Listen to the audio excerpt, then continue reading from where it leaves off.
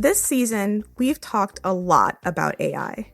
That's not a surprise, since it's in our news feeds every day. It feels like that's all anyone is talking about. And with so many developments so quickly, it's hard to get a sense of where things are now, much less where they're going. One thing is clear. We can't put the genie back in the bottle. AI isn't going anywhere anytime soon. It's up to us to catch up, learn, and adapt. But how do we do all of that? And what do we risk losing in the process?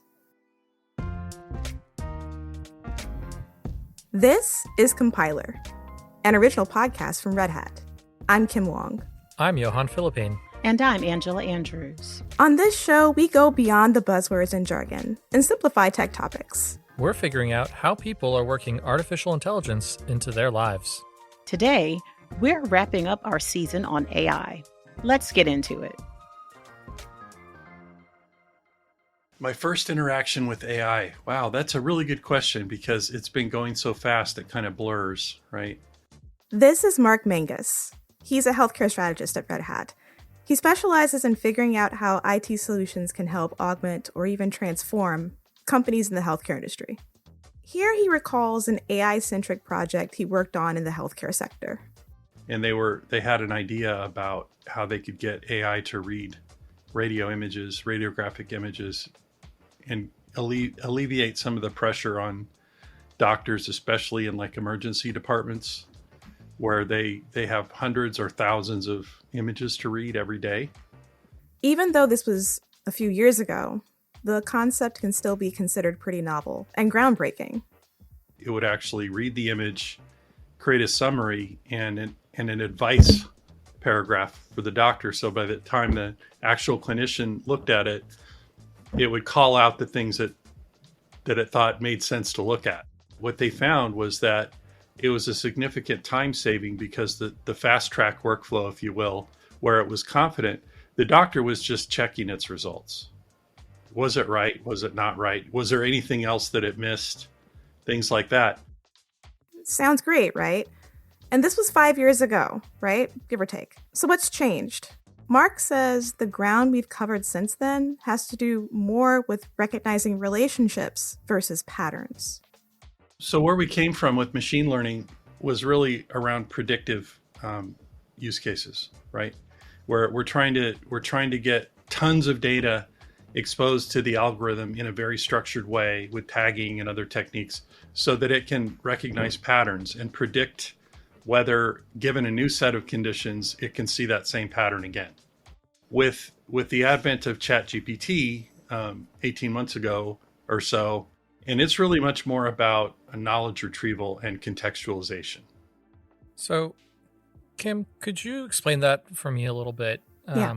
What exactly is the difference between recognizing a relationship versus recognizing a pattern? I think I might need a little bit more there.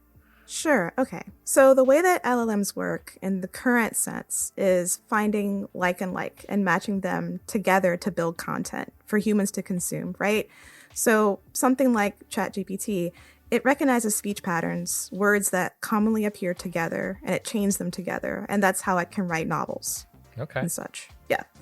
But it can't necessarily form context very easily. Like now there's like a shift, right, in AI from pattern recognition, something that like in the use case that Mark is talking about. And now there's more along the lines of figuring out how things relate to each other. And that contextualization is the edge piece. It's actually giving the result to a human in a way that makes sense to the human, in a context that makes sense to the human.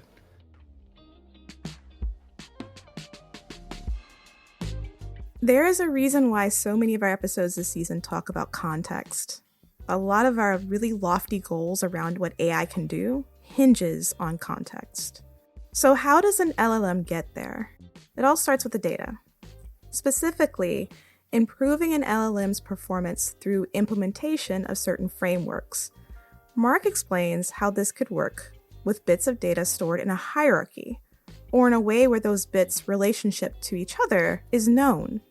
So, for example, a man and a woman are related to each other, and they're both related to a concept called human. So normally, an LLM wouldn't know any of that. It just takes whatever it can find in whatever context it can find and say, this is the truth, right? But when you introduce this concept of a graph database with these vector indexes that have all these adjacency values stored in them, it gets really smart, seemingly, right? So you establish something of an informational hierarchy. And no matter how much data goes into the model following that, you will find elements of that hierarchy, those relationships, in the answers you get. All of that is done without having to fine-tune or retrain the model, which can be, obviously, a very costly endeavor. All right, now, check on learning, as they say in the military. Check on learning. Angela, Johan, are you following me so far? I think so. Okay. Yeah. I have an example. It might make it a little easier if you want to hear it. Yeah. Yes, please. Bring it. Okay. So let's say you are shopping for home decor. You're shopping for curtains, right? You go to a home goods website, right? I'm doing that. This is very kind of personal because I'm doing that right now. Shopping for curtains, and you find a really nice set of curtains that you like, and you put it into your cart. Sometimes a website will present you with a curtain rod because you can't hang curtains without a curtain rod. Now, curtain rod as a concept and curtain as a concept, they're two different products. They don't come together. They're not the same, but we have to tell a system that those two things are related. You can't hang curtains with a curtain rod. So if a person's shopping for one, there's a high possibility or chance that they're shopping for the other. So what developers do, front-end developers who work on websites, they create these kind of informational architectures or taxonomies on the website to tell the website that these two concepts are related so that it knows to present this recommendation to you. That's kind of what Mark is saying here. It has to be kind of spelled out for the LLM because remember, computers don't really know context, so we have to teach them context. So there's a human involved making decisions on where to make relationships. Absolutely. See? There has to be a human somewhere when AI is around, right? Yes.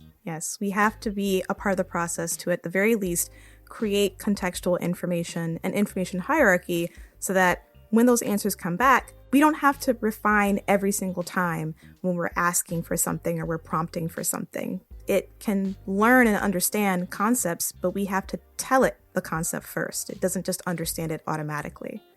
That seems like a really big task for a large language model. It could be. Mapping Yeah. out all those different relationships. I mean, there's got to be so many possibilities out there. Especially in healthcare. Yeah. I could see that. Yeah. Speaking of healthcare, let's go back to Mark because he works in healthcare. And in the medical space, which is my realm, the promise is to actually have something that can give you a clinically relevant answer when you ask a question. So, for example, one of the big use cases that a team of us at Red Hat are working on is around prior authorization reviews and approvals. Important work and much needed because there can be backlogs for those reviews and not enough human eyes to tackle them. Also, there's a little bit of compliance issues there because there's a certain amount of time that needs to, be kind of honored when people put in these prior authorizations. It's very time sensitive. Mm-hmm. And if companies fall behind or they miss the mark on those kind of time sensitive review processes, they can face, some kind of punitive action. Mm-hmm. So it's very important that they make those timelines. But there's so many requests coming in that sometimes they get overwhelmed. Plus, there's so many different, to your point earlier, Johan, data points in a person's health history. You have illnesses, allergies, blood type, location, age, weight, past medical procedures. The list goes on. And are those data points stored in the same place? Probably of course not. Yeah. No, they're not. Yeah. I laugh, but it's not funny. There's a lot of pressure on these teams, a lot of moving parts, and there's a lot that can go wrong. And if it's not done quickly, it can put the patient's outcome and their health at risk. Everybody in the system knows this, on the payer side, on the provider side. They all know it's a problem. They're all working on it. But where generative AI comes in to kind of disrupt what's happening is it's very good at looking at vast amounts of data and returning specific results So if you tune the data correctly, you can get really good answers. But that's the trick, because in a clinical environment, hallucinations are not acceptable. That's right. Yeah. It's really intense, very little room for error. But Mark says in some use cases, there's a lot of potential for advancements when using AI and improved experiences for patients. And the cool thing is, when we're experimenting with this, it gives us back information we didn't know we needed, because it knows how all the things are related. So we might ask a very simple question, but it gives us a paragraph or two of information, and maybe that second paragraph is a bunch of stuff. Oh, it goes back into the patient's history and gives me more context. That's very cool. Yeah, not that I thought he needed to say it, but Mark thinks that this is a huge, huge step for, the world, for society, for global health. Yeah. Yeah. I don't know about you two, but last time I went to go see my doctor, a very short amount of period of time that I'm spending time there and spending time face to face with the doctor. So yeah, very easy to miss any sort of patient history or things that might have happened in the past, things that I wouldn't necessarily know to bring up to right. That would be relevant to the situation. But if this AI model can really help and bring everything that's relevant from all of my records and just have that ready and available before we even start the appointment, that sounds like it'd be a pretty big help. Yeah. Yeah, it can also help when it comes to coding properly, right? So it can reduce the amount of errors on the back end when people are trying to apply for these, really expensive, really time-consuming procedures that are very sensitive to their health outcome. A lot of times it's just a simple issue of billing or coding incorrectly. AI can help because, again, it has the ability to look at a lot of data very quickly. It can help reduce the errors on the back end as well, and people can get the care that they need, which is huge. Yeah. Well, I'm hopeful. Yeah. I'm in the middle of something like this right now, and I don't know if AI is involved, but boy, is it very frustrating. Yes. So you're right. Having all of the information, your complete history, and taking that into account should prove pretty helpful. Yeah. Yeah. Score 1 for AI. Yes. Mark obviously feels the same way about this work. This is a game changer in healthcare, because they have such a hard time asking a question because they don't know what data sources they need to ask. And they also don't know how to interrogate each one differently, because they could be wildly different technology. So my chat with Mark left me really excited for the future, but I wanted to know how the newest crop of IT professionals were thinking about that future. And that's a mixed bag. I myself am not a very English major kind of person. I'm not a writer is how I'll put it. But I also think, just like copying something off of a language model's output is making us think less. I say that all the time. I am on my high horse about this, about things in general, where we're not learning things the way that we used to. We're not retaining things the way that we're used to. And our brains are changing. Can I stop you really quick, Angela? Sure. I have a whole section for you to do this whole thing. Yeah, please hold. I'm going to kick it to the break, and then we're going to, because I built that out especially for you. I knew you were going to feel this way. So I got you. We'll I'm holding. This and more depressing news after the break.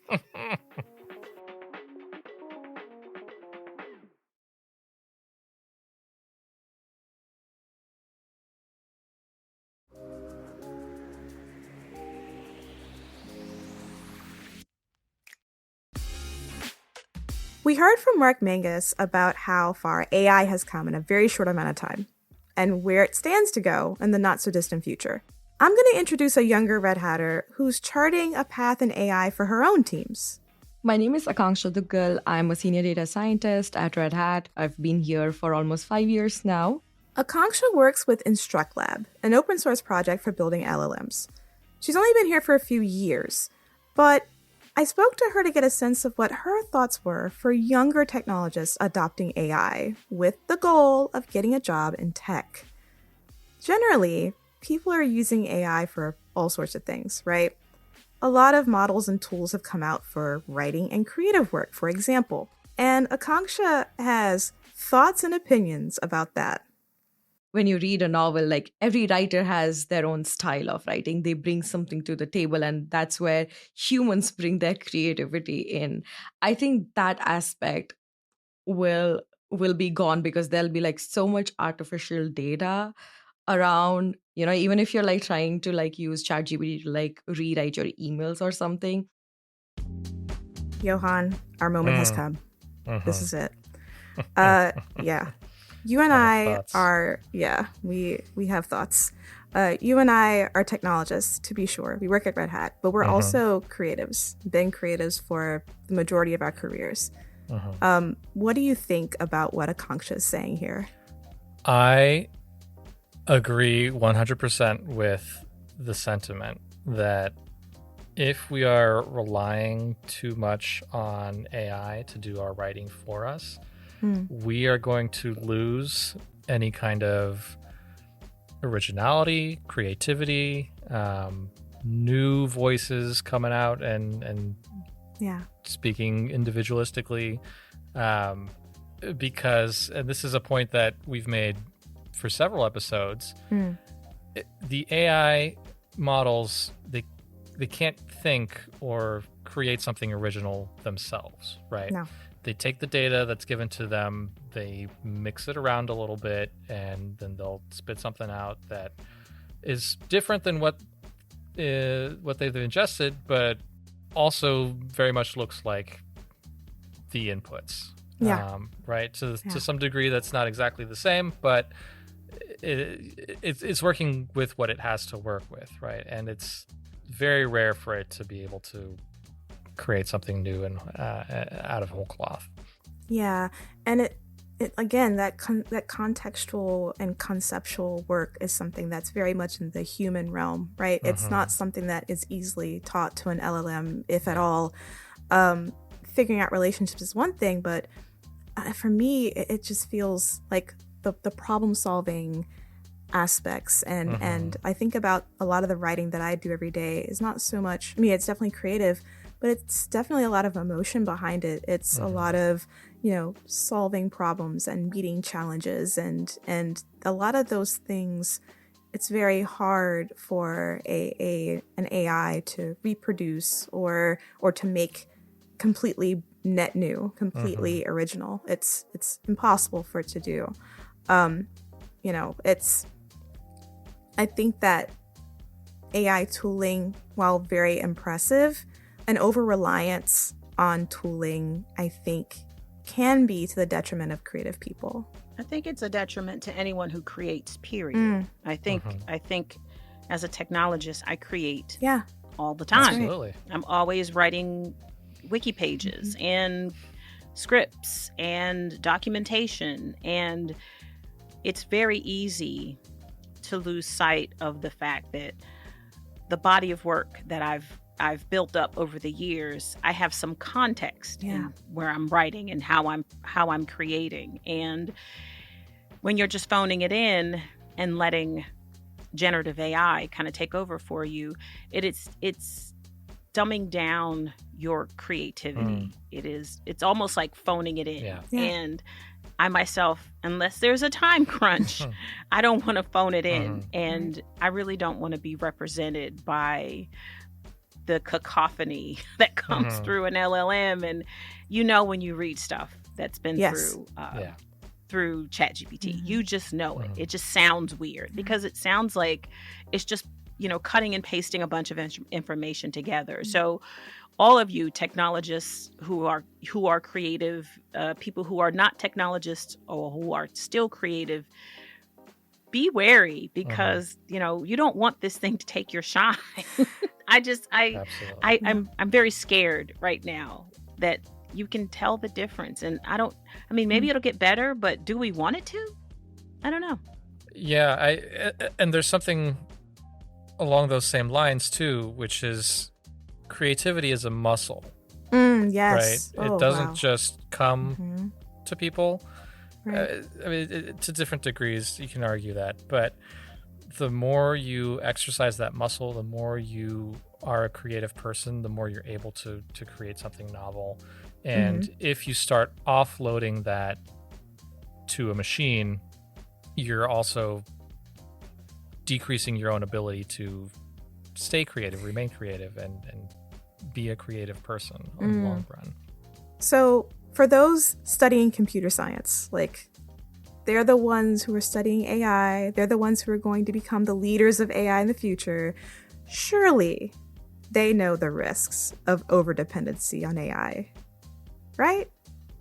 Surely. I honestly feel bad for the next generation of students because it's kind of impacting the thinking abilities. Like, you honestly do not think that much. Like, there's internet access at all points. Like, students are doing assignments by using ChatGPT at this point. So that's like one of my concerns. I also teach a class at Boston University, and I have seen that students have been like copying a lot of things from ChatGPT. Angela, now is the time. Oh, boy. Here we are. Gloom and doom. Yes. So I just feel that she's 100% right.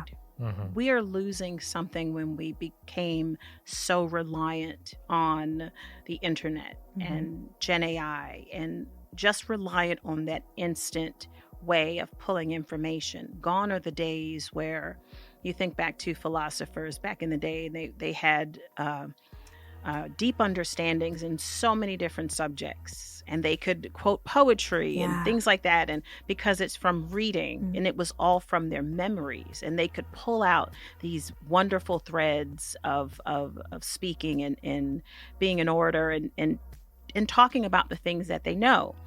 And if you just fast forward a couple thousand years to right now, I don't know how many of us are that deep into our study, right? Yeah. How deep we're into our craft. If we are writers, or if we have favorite writers, can we quote some of them? And I'm using that as an analogy. Like, am I quoting someone's Ansible playbooks? Probably not. But what I'm saying is to be able to recall from what's in here, and I'm pointing to my head right now, versus taking the easy way and saying, you know what, let me Google it, or let me put it through ChatGPT, and again, phoning it in, knowing it may or may not be inside of us, but it could be a teachable moment where, let me think about this for a second. Let me churn over this. I know this. Let me learn something. And I think part of the problem is, one, this technology came along and swept us off our feet. And two, we're asked to do more with less. So we're going to cut corners. Yes. We're going to try to get things out faster. So there's really no great answer as to, are we moving in the right direction? Yes. Should we continue on this journey? And I'm reading a book right now, and it kind of, this subject is in it, and I am really trying to retrain myself in a way that my go-to is not immediately just look it up on the internet. Don't pick up your cell phone. Think about it. Ruminate on it, because it's in there, right? Some of that short-term memory has converted into long-term memory, and we should be able to pull off of it. So, yes, this was my moment right here. Yes. I can talk about this all day. I read about it. I think about it. And it's something we should all think about. Yeah. When you said that just now, Angela, it made me kind of realize, and this is something that maybe has been playing behind the scenes this entire season, there is a pressure for us to be two things: correct at all times, correct, and fast. It is. So like, no matter what your job is, no matter what area you work in, there's a pressure to be fast and right all the time.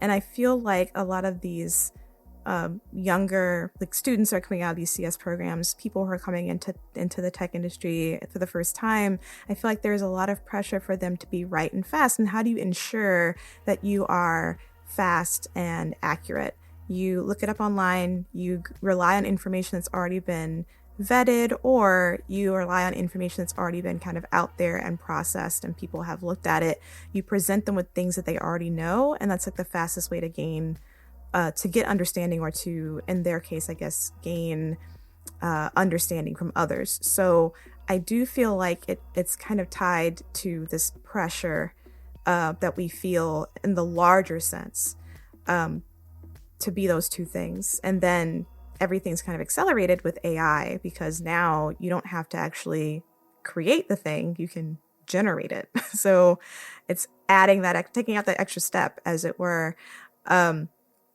But yeah, it's really interesting how this is going to affect learning and deep knowledge moving forward, I think.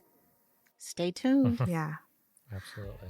Now, to be clear, Akanksha doesn't feel like AI should be ruled out as a tool for study, but she does think its uses need to be more intentional. As somebody who's concerned that great that you're copying code, but are you learning something out of it? So my idea is that as far as we're learning something about it, from it, and we're not losing our identity, and we know what the code does, and like we add some element from our side, we should be good. Like as far as I don't know, you copied it, you're good. Yeah. I mean, I've worked with students before, many years ago now, but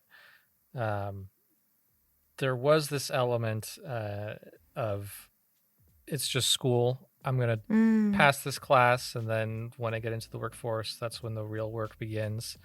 But I think what Akanksha is saying here is really important, that you need to be learning how to do the work while you're in school, and you need to, again, keep flexing that muscle while you're in school and then in the workforce, because otherwise you're going to end up in a heap of trouble real quick. Yeah. Mm-hmm. Yeah. Don't wait until you get that diploma in your hand to like lock in, like definitely lock in as soon as you can. And I think that learning how to learn, like there's something to be said about that as well, because, how many of us go for certifications after we get out of college and learn new languages, new programming languages, new things outside of the school setting? It's teaching you how to build your own framework so that you can learn on your own too and study on your own. So if you skip that step, it just becomes even harder once you get out of a formal environment or like a structured learning environment to acquire new skills. So yeah, agreed on all points. And obviously, copy and paste does not fly when you get into your first job. You could cause companies multi-million worth of lawsuits if you're like caught doing stuff like that. So I would not recommend copying code from unreliable sources. Yes. Or reliable sources for that matter, right? Yeah. That's probably not good either. See our episode on copyright. Probably not the best approach either. So, to prompt or not to prompt? I asked Akanksha what she thinks is the most important thing when you're talking about using AI. She says it's a balancing act to ensure the humanity and the creativity and the innovation doesn't get forgotten while we're all racing to the future in AI. You have to move with the technology. So you have to ensure that the creativity stays, but still utilize AI to move faster, is how I will put it. I want to bring back Mark as well, because he had some good parting words too. And so there's a new literacy on the horizon, is people that understand prompt engineering. They can ask questions of LLMs, or AI in general. They know what the answer means when they get it and what the context and limitations are. That's the new literacy. I thought that was really profound. It is. Yeah. It really is. Yeah. To be able to decipher and ask the right questions, and two, understand what's being returned to you. Yeah. Like you have to understand, is this what I'm asking for? Is this valid? Like I think we talked about this a couple of episodes ago. Understand that you have to trust but verify. Again, it always comes back up, but that's a superpower nowadays, to be able to understand what's being returned, and it, not taking everything verbatim, but understanding, yes, this is a great answer. This is a great response to the prompt that I just entered, and it gives me the context on which to build. Right. Or if you're not getting exactly the answer that you're expecting or that you want, knowing how to tweak that prompt and say like, hey, no, this is actually what I'm looking for. And hopefully you'll be able to get the answer that you're looking for. Yeah. To me, it's something else that you said earlier in the season, Angela, about being more than just a consumer of the technology. I feel it's really easy to fall into a habit of being a consumer of a technology, even if you're a technologist, versus a person that kind of understands the intricacies of how it works. So Mark says, while it can be hard to get one's bearings with things moving so quickly, there's no substitute for knowledge. People are really afraid of what LLMs can do and the impact on society and losing jobs and all that kind of stuff. Some of that, is probably valid, but a lot of it isn't. And it's just based on a lack of understanding of where the technology is and what it's capable of. Understand what that tool can do. Ask people that know, ask specific questions. That's the best remedy for fear that I know of, is more information.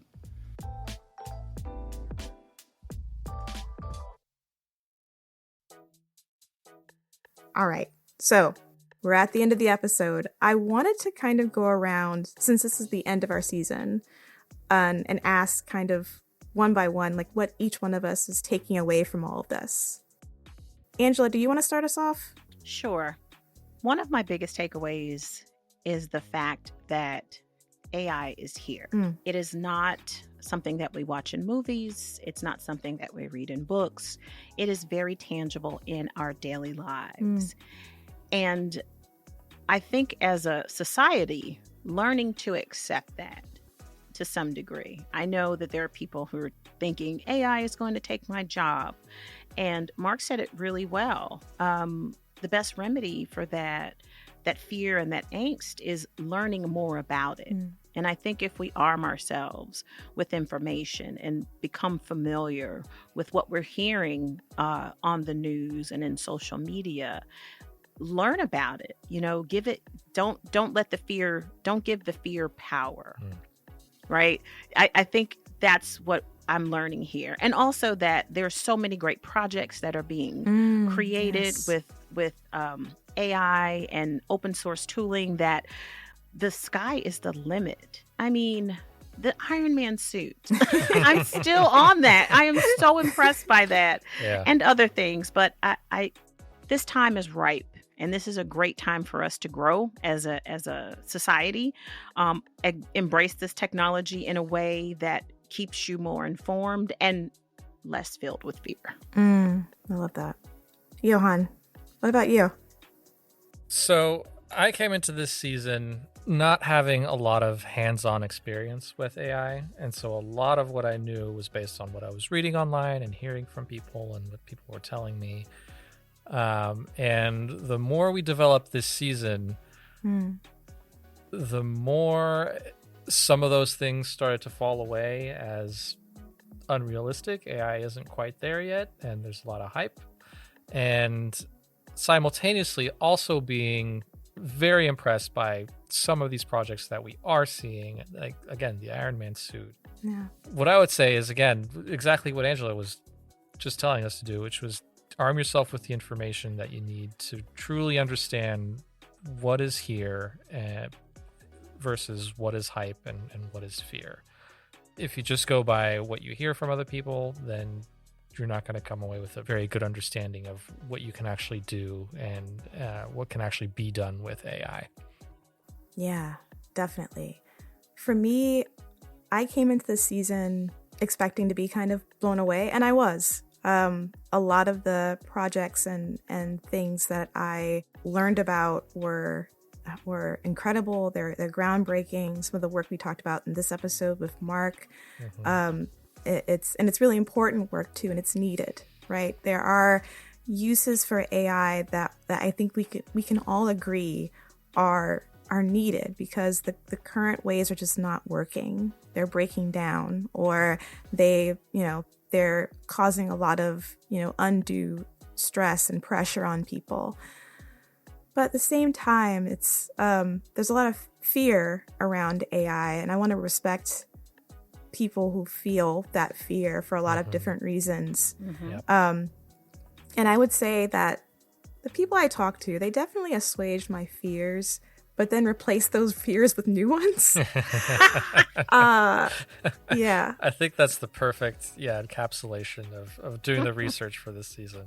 Yeah. Definitely a feeling of like, I'm not so much scared of a Terminator 2 situation, but there are some things that are concerning. A lot of answers that we don't have yet. There's questions and challenges that haven't been solved.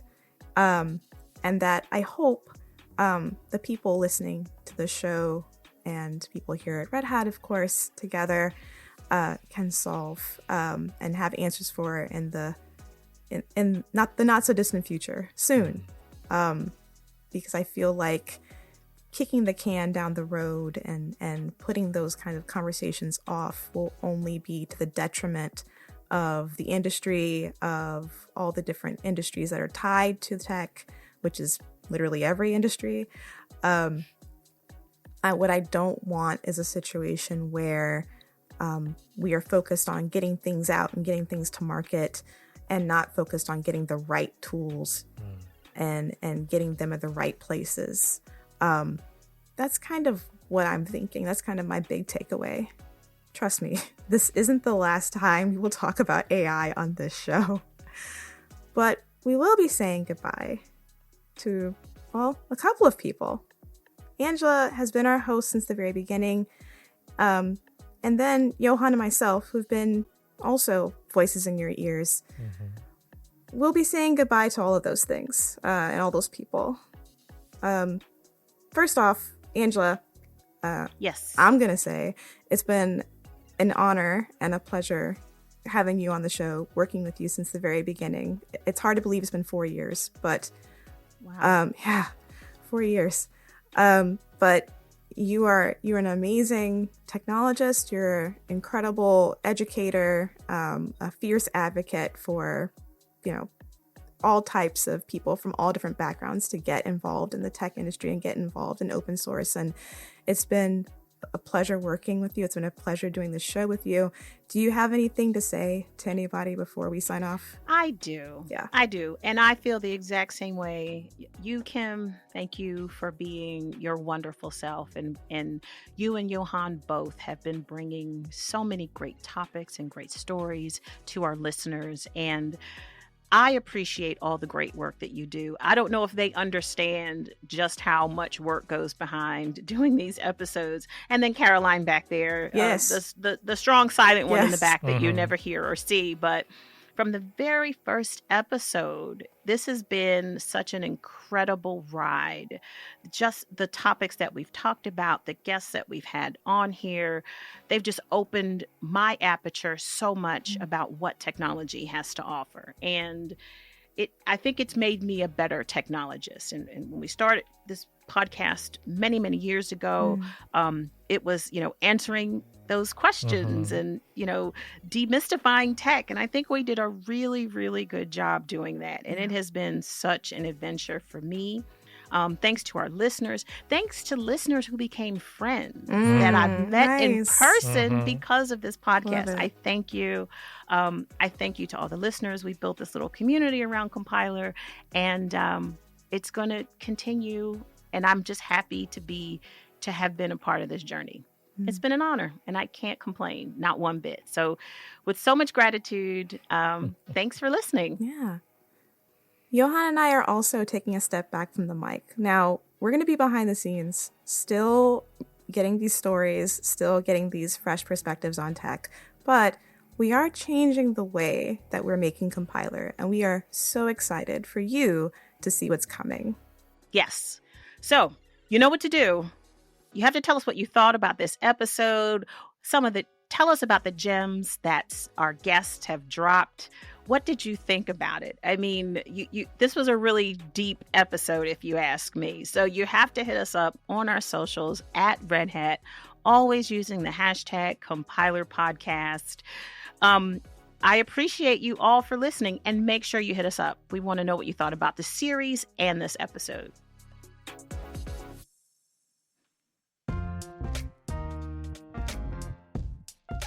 And that does it for this episode of Compiler. This episode was written by Kim Wong. Victoria Lawton wants to know all of your AI-generated decorating ideas. And thank you to our guests, Mark Mangus and Akanksha Dougal. Compiler is produced by the team at Red Hat with technical support from Dialect. Our theme song was composed by Marianne Chetta. If you liked today's episode, please follow the show, leave us a rating, leave us a review, and share it with someone you know. It really helps us out. And remember, do good, be kind, and use Linux. Until next time. Bye, everyone. Bye.